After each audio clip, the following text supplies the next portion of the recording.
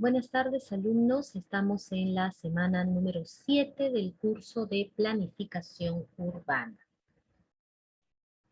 Por favor, permítanme compartir.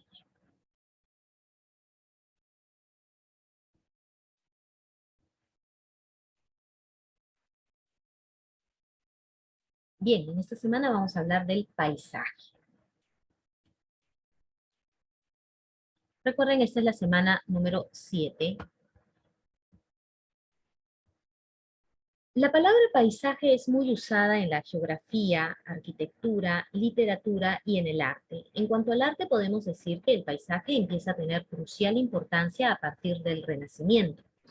Son los artistas renacentistas quienes sientan la base para que luego, en Holanda, en el siglo XVII, sea considerado como un fin en sí mismo y no un mero fondo. Distintos movimientos artísticos seguirán esta corriente. Tal es el caso del impresionismo en Francia. Por ejemplo, en estos casos, el arte ya aparece como un fin estético y no la representación de deidades o fuerzas míticas, que no manifestaban más que el temor del hombre frente a un modo desconocido. El término paisaje en la pintura representa cierta extensión de terreno, o bien el de porción de terreno considerada en su espacio artístico, es decir, sobre el elemento común que es el terreno. Vamos nosotros a entender ahora la terminología y qué es lo que se entiende, ¿no? Estas teorías que te dan sobre el paisaje. Entonces lo vamos a ver desde el punto de vista de las pinturas holandesas. Y aquí les presento dos pinturas. La pintura que está arriba es Escuela Holandesa del siglo XVI, atributo a Hirschman, Jean Baptiste. Esta pintura es llamada Paisaje.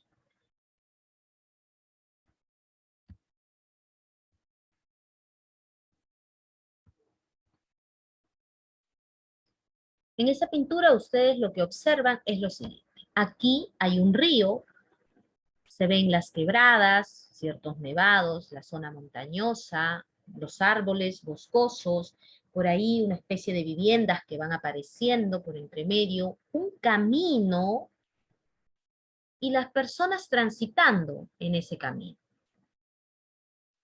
A esta pintura se llama paisaje.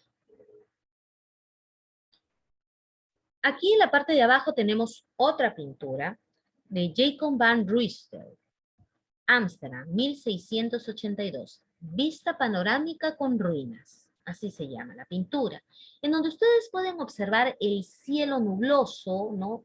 Todo nuboso, la forma panorámica, ¿no? El relieve de la topografía que es relativamente plano, ¿no? Las zonas relativamente boscosas por donde crecen árboles, y allá en el fondo hay algo así como una capilla, ¿no? Si ven acá la torre, ¿no? Hay como una capilla. La palabra paisaje proviene etimológicamente del latín paiensis, que quiere decir campestre, que habita en el campo, y después del francés pais, que significa espacio rural, territorio, algo así como comarca tradicional, o distrito, o centro poblado, algo así. Según los lingüistas, en la Edad Media ya existía en castellano la palabra pago, de pagus, que es terreno cultivado de alguna extensión. Pero hasta finales del siglo XVI es cuando aparece en castellano la palabra país, tomada del francés, que significa lugar, extensión de terreno de mayor o menor escala, y hasta principios del siglo XVIII la palabra paisaje. O sea, recién en el siglo XVIII aparece la palabra paisaje en el castellano. Y aquí les muestro esta pintura que se llama La cosecha de 1565. Es una pintura holandesa de Peter Bruegel. Y ustedes aquí pueden observar a las personas cómo están algunos trabajando, ¿no? Sacando el trigal, me parece que es la paja del trigo, ¿no? Y aquí otras personas bajo el árbol descansando y comiendo. Y por supuesto, ustedes pueden observar, ¿no? Cómo han ido transformando este espacio de terreno, ¿no? De lo que estaba quizás todo es un trigal y aquí ya han eh, retirado la paja de la tierra y observen los caminos, ¿no? Y casas que se encuentran por aquí atrás, ¿no? Quizás me parece que aquí atrás está el mar o algo así, quizás es un río, ¿no? Los árboles, ¿no? Y hay personas que están allí en el campo haciendo algo, ¿no? Entonces, esto es como una fotografía de un momento. Los dos vocablos que se emplearon en el siglo XVI para referirse al paisaje no eran de uso común. Estos vocablos se refieren a las dos realidades del paisaje que interesan a la geografía. Uno es la del lugar habitado o país y la segunda la de su representación en un lienzo o pintura.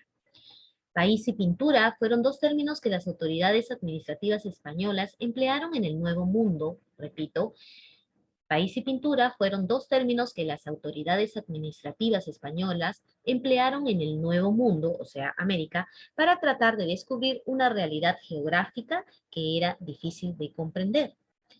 El mayor problema surgía de la manera diferente en que las culturas locales entendían el espacio y demarcaban el territorio.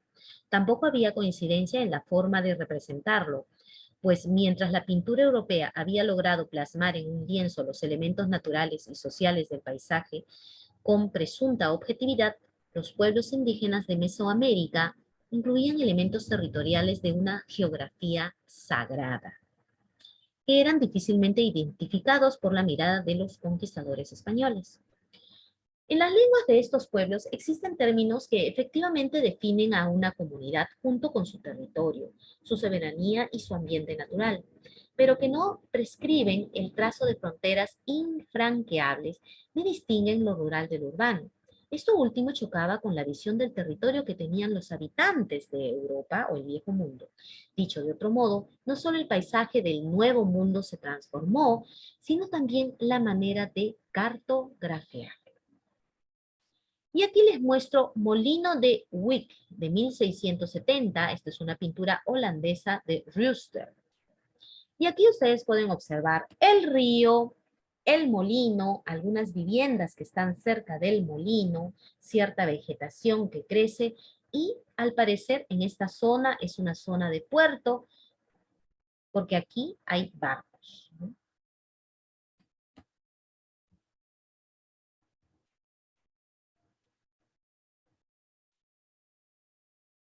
Paisaje en Inglaterra y Germania.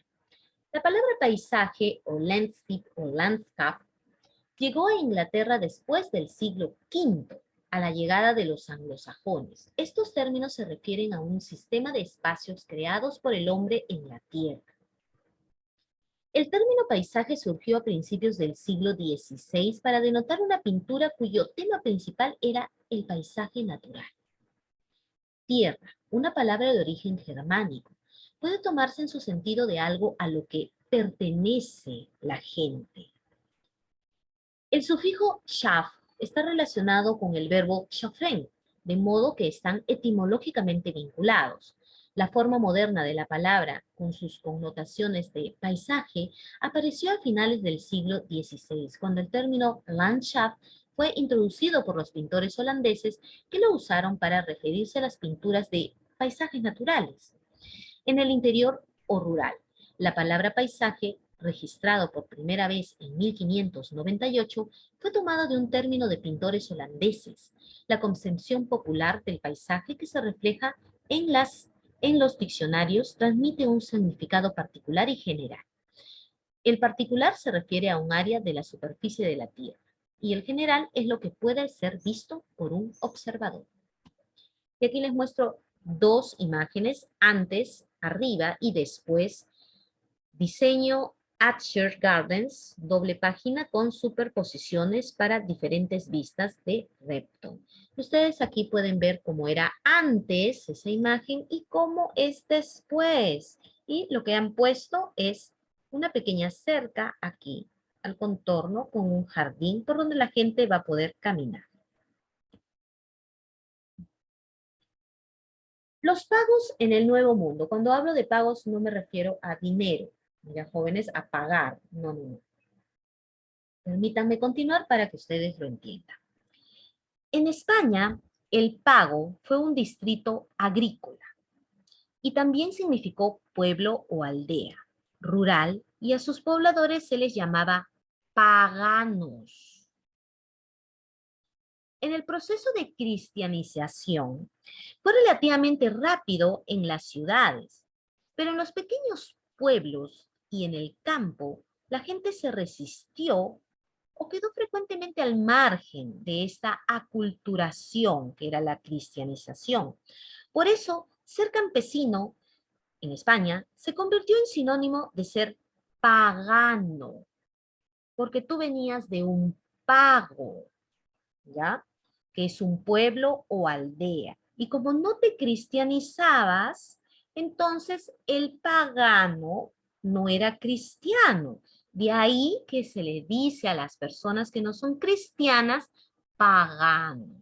Pero en realidad proviene de ese pueblo o aldea que se le llamaba pago. ¿Ya, jóvenes? Bien.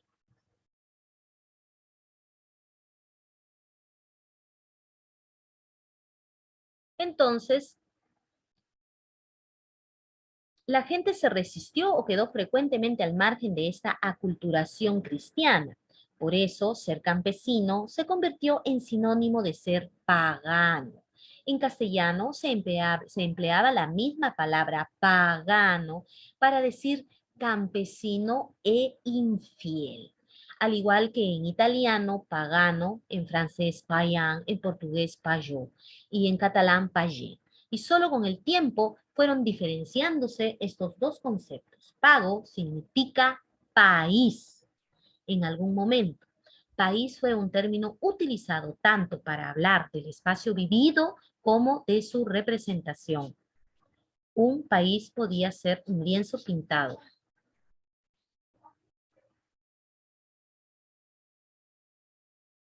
pero al mismo tiempo podía ser un pago, es decir, un espacio habitado en el medio rural. El dibujo de paisaje fue de suma utilidad para la corona española durante el siglo XVI, pues era una manera de producir un catálogo de descripciones de los lugares que poseían. En ese entonces se empleaba la vieja definición de Isidoro de Sevilla que explicaba desde el siglo VII que pinturas es una imagen que representa la figura de alguna cosa y que una vez vista lleva a la mente a recordarla. Los indígenas eran paganos, se refiere a la gente de América, la gente nativa de aquí. Ellos los consideraban paganos porque eran campesinos y eran infieles, porque vivían en medios rurales y aún los que vivían en ciudades eran paganos porque eran infieles, o sea, no eran cristianos, por esa razón. Porque eran paganos porque no habían sido cristianizados. Los pagos que observaban los conquistadores, o sea, las aldeas o los pueblos, según fueron informados por sus traductores, eran llamados de muy diversas maneras por la gente nativa del lugar, dependiendo de la región. Entonces, yo aquí les muestro este paisaje de Navarra, en la que se aprecia el Valle del Urrobe, y donde la gente era campesina e infiel, y como esto era un pago, se le llamaba a esta gente campesina pagano.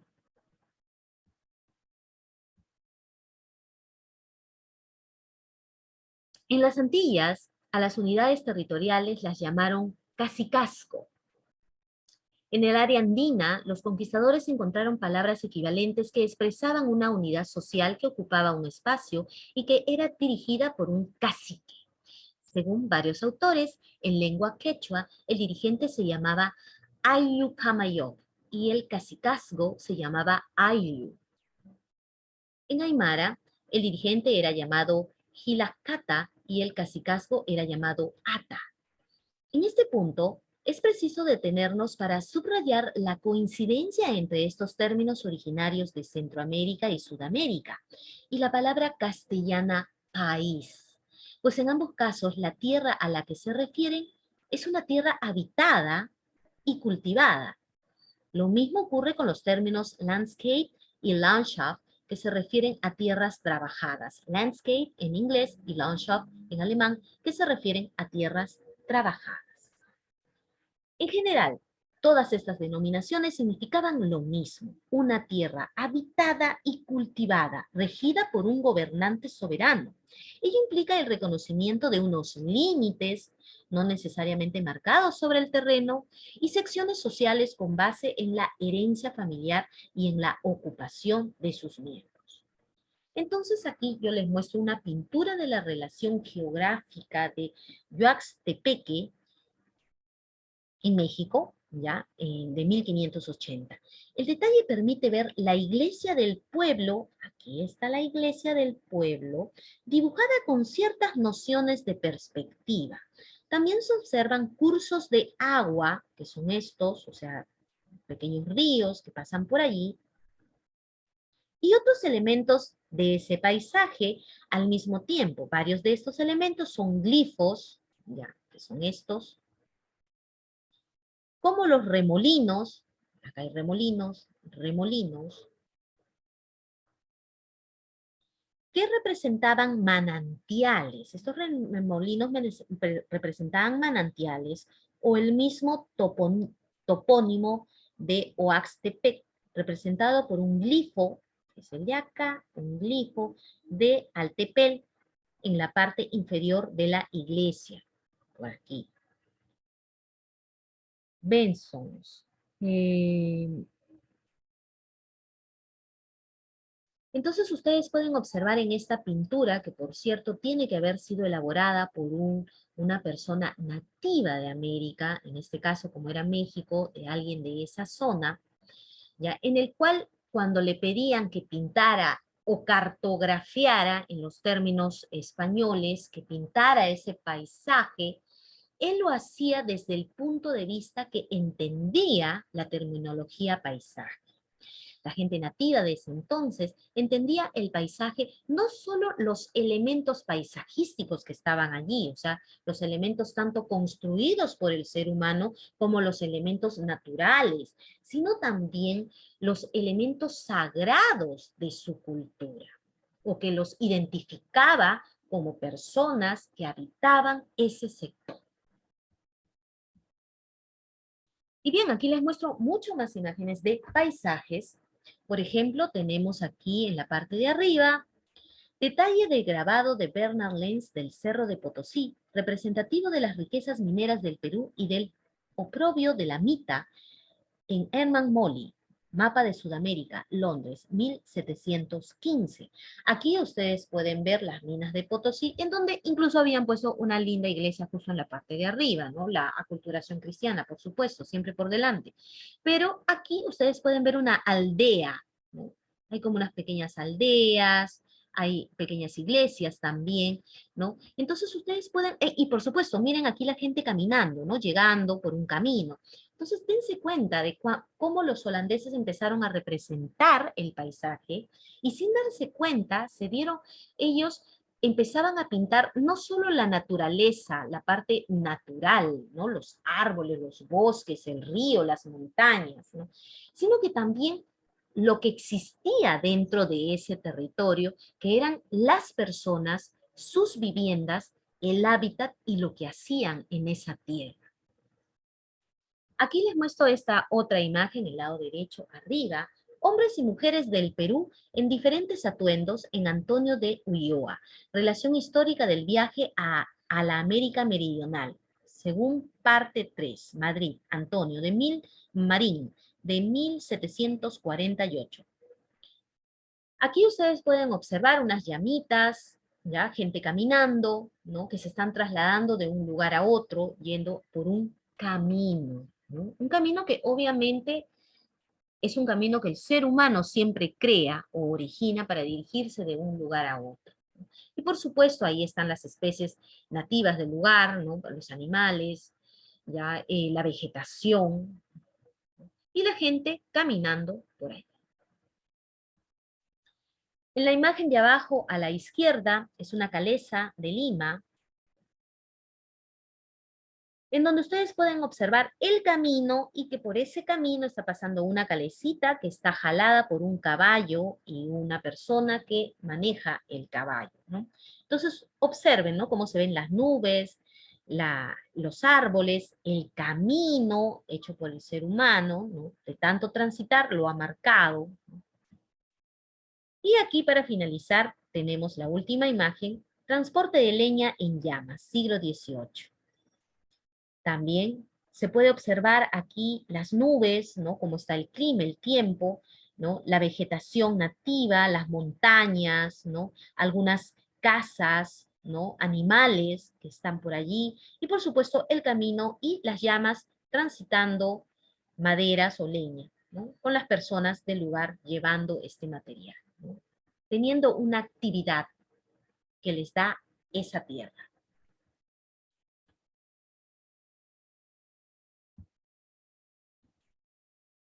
La cruz y la piedra, primeros pasos de los agustinos de Nueva España, los primeros pasos de los agustinos, que eran una especie de monjes, ¿no? Que venían a cristianizar, a obligarnos a ser cristianos.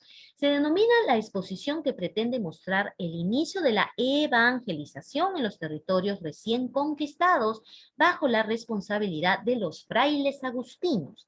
Plano de la misión de Culhuaco, México, donde se sitúa el primer molino papelero en América, año 1580. Archivo General de las Indias. Muy bien, entonces aquí les muestro este mapa, esta especie de mapeo que han hecho, o cartografía, en donde se puede observar el paisaje, donde ustedes pueden ver aquí una zona montañosa, caminos, ¿ya? Los caminos por donde transita la gente, donde se lleva alimentos, comida, y cómo están estos pequeños pueblecillos que se van este, creciendo, ¿no? En base a los caminos, ¿no? Organizándose en base a estos caminos, ¿no? Entonces, a estos pueblitos les van colocando una iglesia. Ustedes saben, cada pueblito tiene una iglesia. Esa era la manera de aculturizarnos a la cristiandad. Tenía que haber una iglesia en cada pueblo. Entonces, la manera de representar el pueblo era colocando una iglesia. Entonces, pintaban la iglesia. Aquí está una pequeña capillita, otra capillita, ¿no? Y también ustedes ven cómo los riachuelos cruzan los caminos, ¿no? Estos que están pintados de color azul verdoso, ¿ya? Son los ríos. Entonces, observen cómo la intención de paisaje no es solamente ese paisaje natural, el cual normalmente teníamos nosotros entendido, sino es todo lo que representa ese territorio. Está la humanidad misma, están las actividades que hace el humano y las construcciones que construye el ser humano. Están los caminos que transforma el ser humano, ¿cómo se llama? La agricultura, en donde él ha transformado ese espacio que era natural en algún momento, pero lo ha transformado a su modo, a su beneficio. El ser humano se beneficia de la tierra y la transforma a su modo. Si quiere llevar un producto, entonces camina por algún determinado lugar y crea un camino, crea una ruta. Si el ser humano quiere tener algún tipo de cultivo, entonces allana la tierra, saca los árboles y empieza a sembrar. Entonces está transformando ese terreno. Entonces ese territorio, perdón, es lo que se ve aquí, la transformación. Ustedes ven estos caminos que ellos los han hecho, los seres humanos, los pequeños pueblitos que están representados con una capilla. Y también se ve la naturaleza misma, ¿no? Los ríos, las montañas, los cerros. Aquí también les muestro otra imagen que es la misma situación, simplemente es otra, nada más, que es la colección de Orozco y Berra en el Estado de México. Esto es una calca del plano de Acapixtla. Perdón, esto es un idioma diferente. Esto es un plano de Acapixtla, mandado al rey Felipe II en 1580 por el corregidor Juan Gutiérrez de Liebana. El original existe en la colección de manuscritos de Joaquín García y Casbalceta. Y también es la misma situación, ¿no? Se observan los caminos, las capillitas, que son pequeños pueblos, los ríos, ¿no? Los ríos.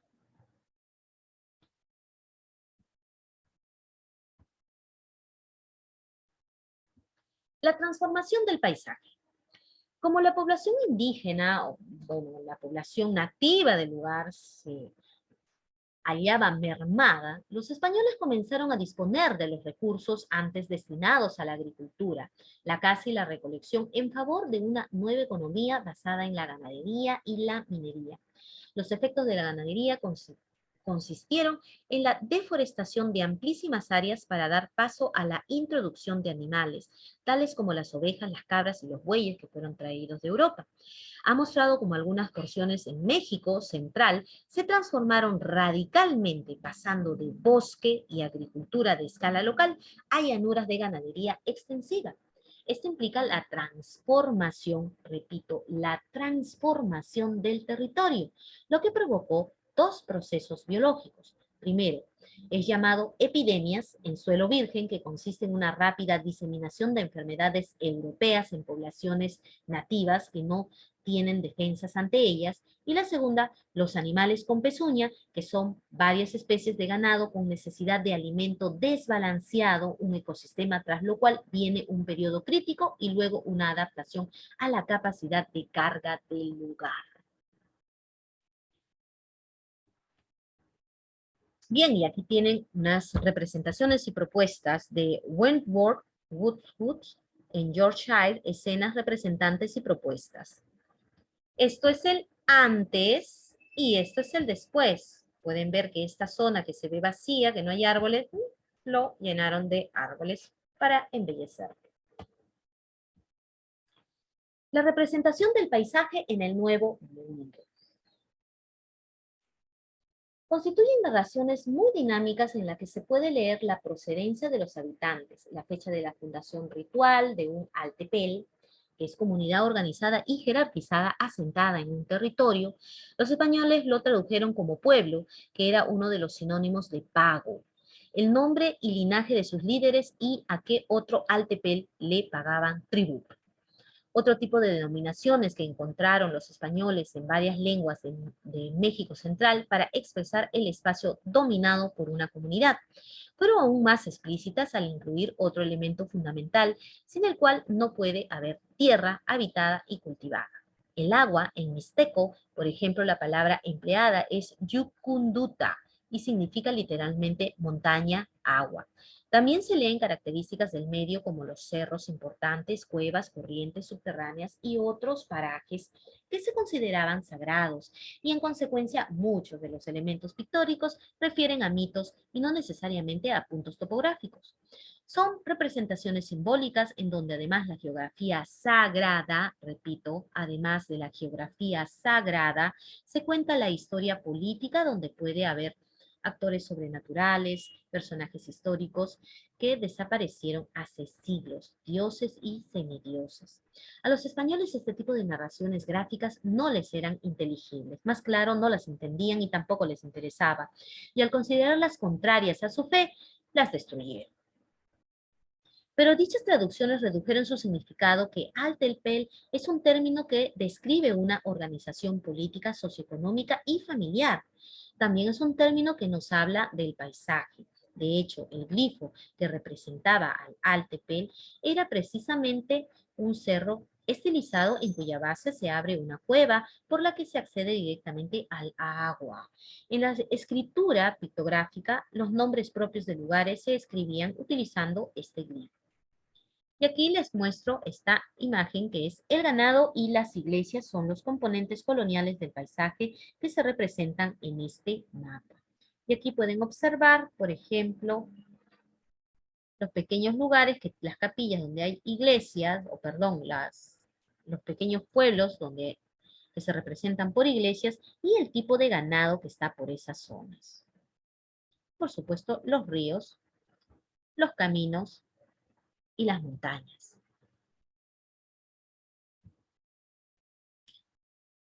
El tlacuillo era el personaje encargado de preparar el papel y las tintas. Repito, el tlacuillo era el personaje encargado de preparar el papel y las tintas y de pintar los documentos de su respectivo altepel. Al parecer, todo altepel contaba con un tlacuillo que conocía la historia, el ambiente, la toponimia y los signos para representar el paisaje. Fueron estos pintores quienes a menudo recibieron la instrucción de representar el país tal y como era. Pero en realidad lo que hicieron fue representar el Altepel, como lo entendían tras la conquista española. Les muestro. Primeramente la pintura que aparece a la derecha. Esta pintura parece constituir un paisaje, es decir, una representación de lo que se observa de un pago o país. También porque recoge en su intención los motivos del europeo que busca delimitar una tierra y mostrar sus elementos físicos, pero también los motivos del tlacuillo, que era un pintor prácticamente, que no deja de indicar que más que un pago, lo que se está representando es un altepel y para ello se asegura de dejar pintado el glifo correspondiente en el rumbo donde originalmente vivieron sus coterráneos. La pintura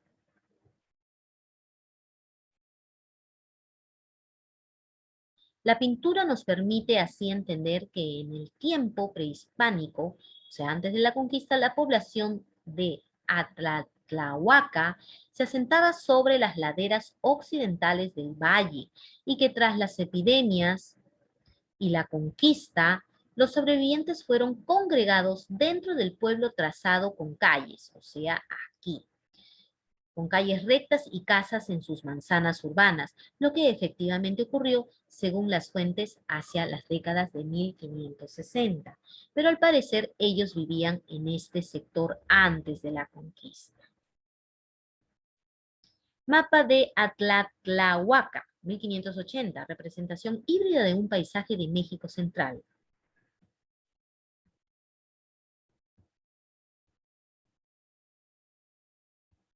Existen varias palabras que se asocian frecuentemente con la palabra paisaje. Por ejemplo, es el escenario, pintoresco, vista, transformación. Cuando hablamos de escenario en las obras de narrativa, especialmente ficticia, incluye el momento histórico en el tiempo y la ubicación geográfica en la que tiene lugar una historia y ayuda a iniciar el contexto principal y el estado de ánimo de una historia. Pintoresco, que viene a ser la palabra literalmente, significa en la forma de una imagen, apto para convertirse en una imagen y utilizado en 1703 y derivado en un término italiano pittoresco, a la manera de un pintor. El ensayo sobre impresiones de Gilpin definió pintoresco como un término que expresa ese tipo peculiar belleza que es agradable en una imagen. Vista, una vista o perspectiva de algún paisaje o escena extendida, una extensión o área cubierta por el ojo desde un punto. Y transformación, que ya lo hemos hablado anteriormente. Entonces les muestro aquí el Valle del Colca en Arequipa, Perú. Esto es un territorio totalmente transformado, favoreciendo la agricultura. Y aquí también les muestro, perdón, el valle arequipeño, por supuesto, ahí ustedes observan el Miste, ¿no? Y cómo este valle ha sido transformado. Bueno, hace varios siglos atrás estaba el río Chili y favorecía con una cantidad enorme de parcelas rurales. Hoy en día ya esas parcelas no existen y todas esas parcelas se han ido eliminando porque la ciudad ha ido creciendo. Entonces hay una transformación ahí.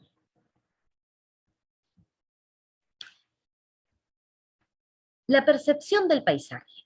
Incluir la percepción en la definición del paisaje obliga a considerar la subjetividad como elemento constituyente de este. La subjetividad impuesta por la percepción ha sido concebida a la vista de diferentes factores que la componen.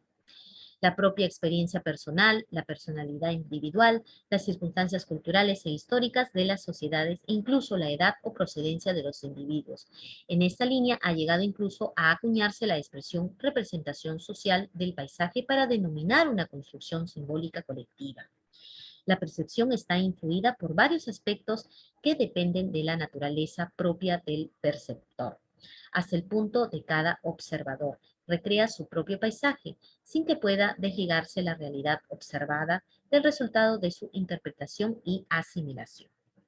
Por todo lo anterior, queda patente que la consideración de la percepción impregna de subjetividad el concepto, el cual complica su estudio. Ahora bien, la percepción es inherente al paisaje hasta el punto de resultar imprescindible para su existencia. Entonces, ¿qué es paisaje después de todo lo que hemos hablado? El paisaje son las características visibles de una extensión de terreno. Incluye los elementos físicos como la morfología, elementos vivos como la vegetación, elementos humanos que incluyen las diferentes formas de usos de suelo, las condiciones climáticas y la superposición cultural de la presencia humana en el tiempo. Los paisajes reflejan una síntesis viva de personas y lugares que es vital para la identidad local y nacional. El carácter de un paisaje ayuda a definir la autoimagen de las personas que lo habitan y un sentido de lugar que diferencia a una región de otras regiones. Es el telón de fondo dinámico de la vida de las personas. El paisaje puede ser tan variado como las tierras de cultivo, un parque o desierto. La Tierra tiene una amplia gama de paisajes, incluidos los paisajes helados de regiones polares, paisajes montañosos, desérticos, islas, paisajes costeros, arbolados, boscosos, selvas tropicales, agrícolas. Pero principalmente las características del paisaje es la intervención en el aspecto visible de un territorio para beneficio del ser humano, de tal manera que se puede apreciar la belleza del lugar interactuando con la naturaleza. El paisaje se moldea a partir de creencias ideológicas, significados y valores, lo que permite que pueda ser leído como un texto. Estos valores paisajísticos se pueden visualizar como capas de percepciones humanas superpuestas encima del paisaje físico. Algunos valores paisajísticos, como el valor económico, recreativo o de subsistencia, están estrechamente relacionados con los atributos del paisaje físico. Otros valores paisajísticos, como el valor espiritual, son más simbólicos y están relacionados con la localización del valor, influenciados más por la percepción individual. Entonces, jóvenes, ahora espero que hayan entendido que cuando se habla de paisaje, no estamos hablando exclusivamente de árboles o de plantas. Espero que hayan entendido que eso tiene que ver más con la presencia humana y la transformación que hace el ser humano en ese territorio natural. Bien, sería todo. Muchísimas gracias, muchachos.